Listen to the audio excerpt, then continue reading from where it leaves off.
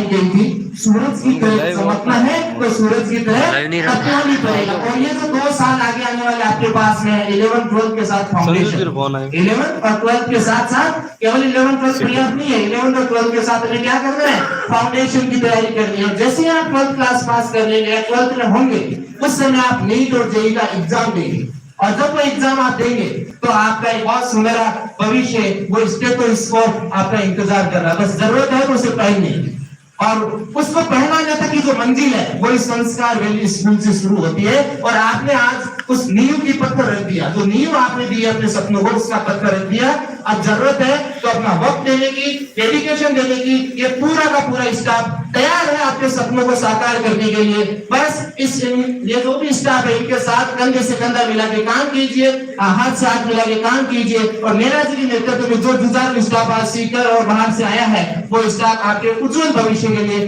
तैयार है। सभी अभिभावकों का भी मैं शुक्रिया करना चाहूंगा कि आपने बच्चों के छोटे से निवेदन में इन बच्चों को आप लेके आए हैं। और फिर से मैं धन्यवाद देना चाहूंगा मेरा जी और पूरी टीम को कि सर आप इस क्षेत्र में बहुत अच्छा काम कर रहे हैं। बहुत बहुत धन्यवाद नारायण जी भुगालिया सर। हमारे बीच में सीकर से यहाँ पर सरकारी सेवाओं में कार्यरत अध्यापक दिलीप जी बेरड़ा साहब से मैं निवेदन करूंगा कि वो मंच पर आए और बच्चों का मार्गदर्शन करें। दिलीप जी सर। सबसे पहले संस्कार परिवार का बहुत बहुत आभार, जो इस भव्य आयोजन पे मुझे बोलने का मौका दिया। नारायण जी सर को मैं बहुत बहुत धन्यवाद देना चाहता हूँ। अच्छे मोटिवेटर मान सकता हूँ इस क्षेत्र का। बहुत अच्छी बातें इन्होंने बताई। इन्होंने जो बातें आपको मोटिवेट की, उस राह पर हम चलने के 3-4 पॉइंट है, उसमें मैं बात करूंगा आपसे। सबसे पहले तो मेरे सामने जो बैठे हैं वो इस स्कूल के 50 किलोमीटर का जो एरिया है, उनकी प्रतिभाएं बैठी है सर। क्योंकि एक फेज का जो एग्जाम हुआ था, उस पहली फेज के एग्जाम में जो विद्यार्थी सफल हुए, उन्हीं विद्यार्थियों को हम यहाँ से फोन किया था संस्कार वैली से, और वही विद्यार्थी आज दूसरी फेज के एग्जाम देने आएंगे। और सारी की सारी प्रतिभाएं मान सकता हूँ मैं। इनमें से बहुत सारे डॉक्टर बैठे हैं, बहुत सारे इंजीनियर बैठे हैं, कलेक्टर बैठे हैं, आरएएस बैठे हैं, आईएएस बैठे हैं, और बाकी नौकरी वाले तो ही हैं। अब काम करना है उस पर आपको। काम कैसे करोगे? अभी 10th की एग्जाम दिया आपने, 10th की एग्जाम दोगे, एक परीक्षा जो स्थानीय होती है वो देंगी, बोर्ड की एग्जाम अभी होनी है, उसकी तैयारी में आप जुटे हुए। और जो शेष दिन बचे उनमें भी अपनी जी जान लगा दो, क्योंकि ज्यादातर धारणा ये बनी रहती है जितने मार्क्स 10th में आएंगे उसके अकॉर्डिंग हम आगे सब्जेक्ट दिलाएंगे, लेकिन वो नहीं है। जितनी मेहनत अपनी है वो करनी है, जी जान लगानी है। परसेंटेज आते रहेंगे, जाते रहेंगे, कम ज्यादा होते रहते, कोई बड़ी बात नहीं है उसमें।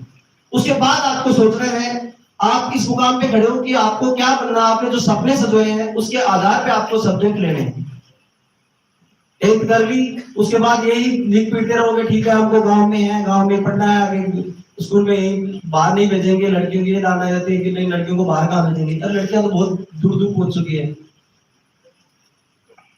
तो आगे वहां से आपको ये चुनना है कि किस फील्ड में काम करना है। हमको अगर डॉक्टर इंजीनियर बनना है तो 10th पास करने के बाद साइंस लेनी है, और इंजीनियर बनना है तो मैथ्स लेनी है, अगर डॉक्टर बनना है तो बायो होती है, बायोलॉजी लेनी है। तो 2 विंग हो जाती है 10th करने के बाद, सब्जेक्ट आपके चेंज हो जाते हैं। 10th तक सारे सब्जेक्ट पढ़ते हो, संस्कृत भी पढ़ते हो, हिंदी भी पढ़ते हो, लेकिन इंग्लिश भी पढ़ते हो। उसके बाद में लाइन चेंज करनी पड़ती है आपको। फिर जो कुछ के मन में है कि नहीं हमको आईएएस आईआरएस उस रास्ते जाना है, तो उनमें भी आज फैकल्टी हमारे यहाँ चालू है। तो आज स्टाफ कैसा रहेगा, क्या रहेगा, वो तो आपके सामने है। अरे आपने इतनी एग्जाम दिए, एग्जाम को इतने कम समय में इन्होंने करा दिया पूरा ढंग से। पेपर आपने देखा है, इसी टीम के द्वारा बनाया हुआ पेपर है, तो पेपर का स्टैंडर्ड देख के आपको पता चल जाता है। स्कूल को आपको देखा है, पूरा मैनेजमेंट को आपने देखा है, तो कुछ तो आपने सोचा ही होगा कि कुछ तो है। और दूसरी अपनी मारवाड़ी जो कहावत है कि घी का लेड़ो तो मुंगा में दिखा हुआ, नहीं क्या, घी का लेड़ो तो मुंगा में दिखा हुआ, मतलब दिख जाता है घी, मतलब ये कैसा है। तो वहां से आपको 10th जब पास करो, उसके बाद आपको जो सोचना है तो किस फील्ड में जाना है, तो उसके बाद में सोच विचार करके अपने स्कूलों का चयन करना है। पहला आता है सब्जेक्ट चयन करना। किसी की देखा देखी नहीं करनी, हमका सपना अलग है, दूसरे का अलग है। तो पहले तो हमको सब्जेक्ट चयन करना है, उसके बाद होता है विद्यालय चयन।